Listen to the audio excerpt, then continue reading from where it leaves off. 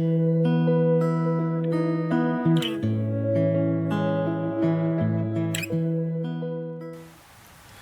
hello and welcome to Intentional Photography.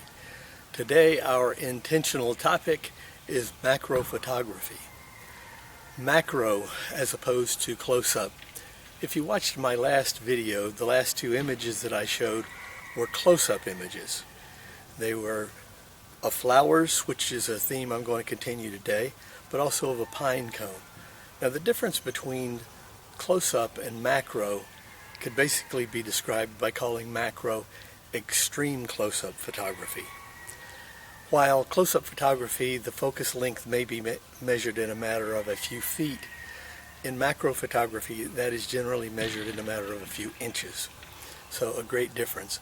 It's also possible to do enlargement so that whatever your subject is may actually be larger than it is in real life.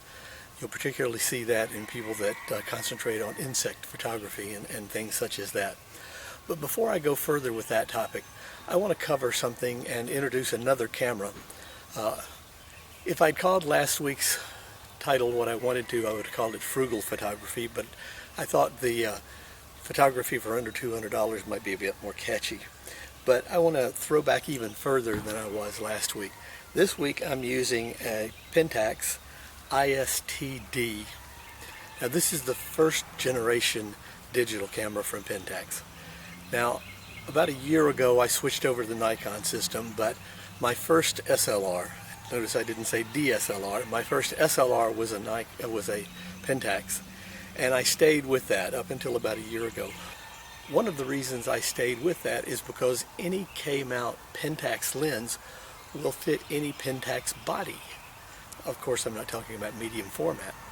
So all of my film lenses still work on my Pentax bodies.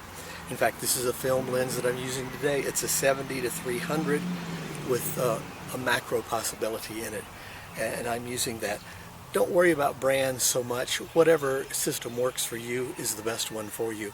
But I wanted to talk about this because the ISTD, as the K100D that I used last week, are 6 megapixel cameras. Now I may have mentioned it, but I don't think I mentioned the limitations.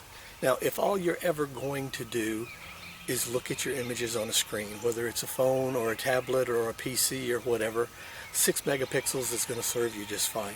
I mean, let's face it, full HD 1080p is only 2 megapixels. So even this dinosaur is 3 times that.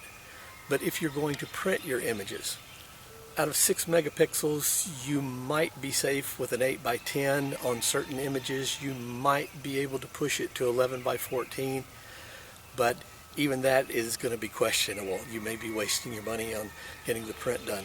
So keep that in mind. If you're trying to shoot prints, then you're going to need something more substantial than a 6 megapixel camera.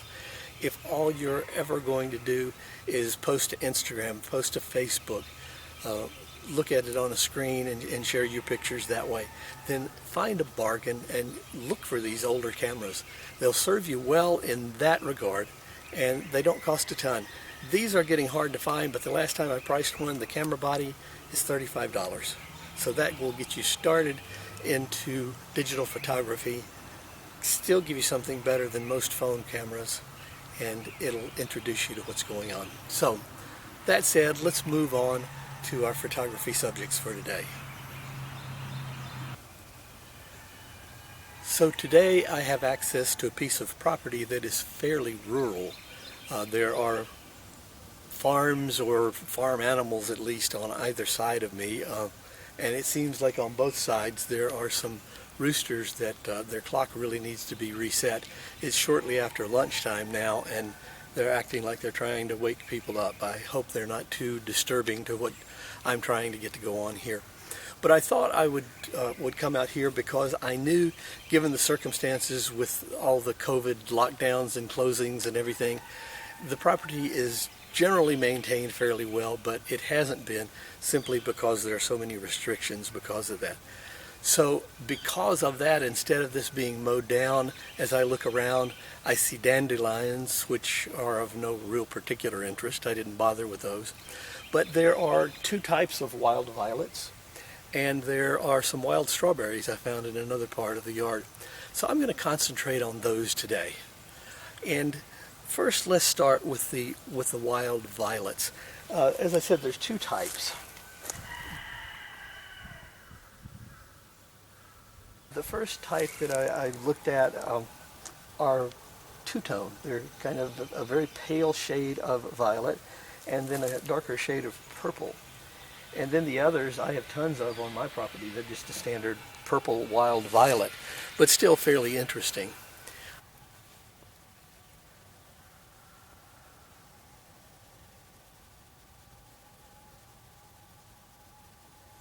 And then, as I said, further over in another place of the yard, there are some wild strawberries growing.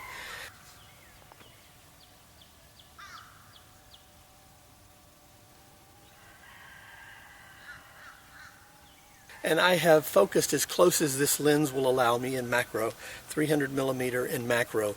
So you're going to get a full frame worth of flowers. So let's take those shots and then head back to the office for post-processing and see what we have.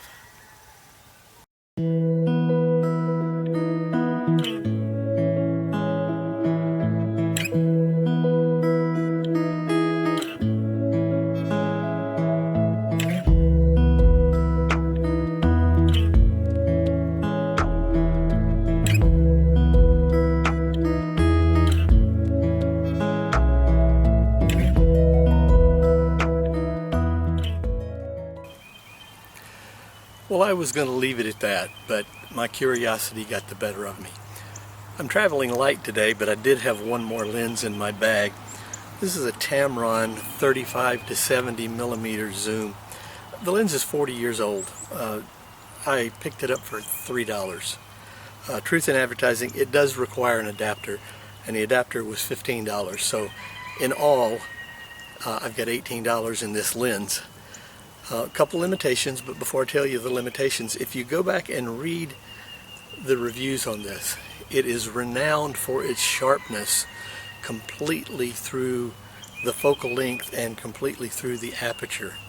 If you remember one of my first or second videos, okay, they kind of run together a bit now, I talked about how a lens at its maximum and minimum apertures are not necessarily at its best. In this case, there's very little difference all the way through. So an $18 lens, and as I was speaking of the difference between feet and inches, well, with the 300 millimeter macro featured lens, I was still having to be between 12 and 15 inches away from my subject.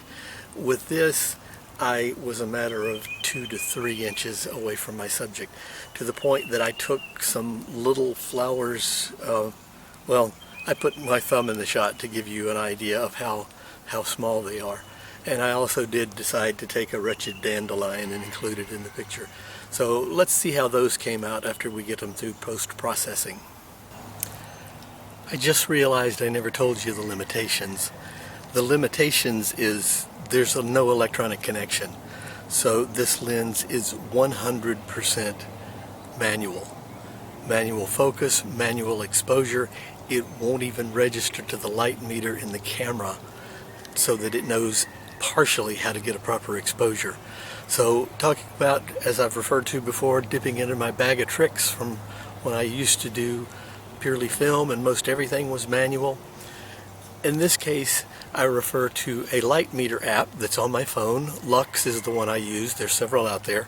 I don't know that one's any better than the other, but I get my exposure information from that.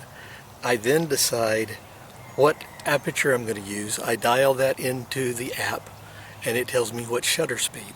So that's the first part. The second part is manual focus. Now, I've mentioned before, manual focus is no big deal. A lot of the professionals use that even when they're using autofocus lenses.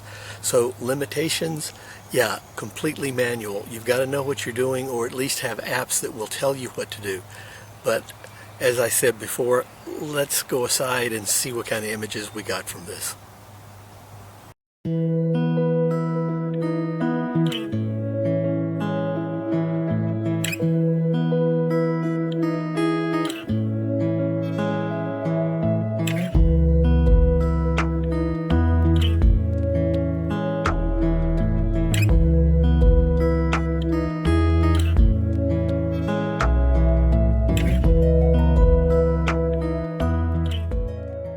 Well, I hope you've enjoyed the topic of macro photography.